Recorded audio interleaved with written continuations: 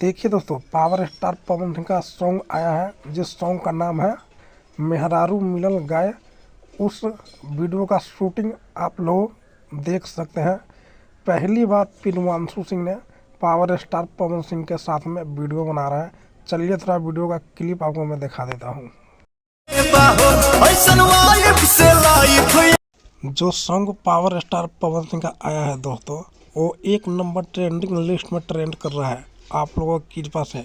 और इस गाने में तो पिनवांशु सिंह भी काम किया है और इस गाने तो हमारे हिसाब से सुपर डुपर हिट होना चाहिए। आप लोगों का क्या राय है दोस्तों, नीचे कमेंट बॉक्स में ज़रूर बताइएगा, क्योंकि ये पहली बार पिनवांशु सिंह पावर स्टार पवन सिंह के साथ में काम कर रहा है।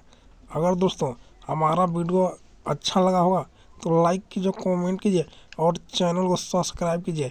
ऐसा ही ताज़ा खबरें हमारे चैनल पे आपको मिलता रहेगा। मिलते हैं एक नेक्स्ट वीडियो में, जब तक के लिए धन्यवाद।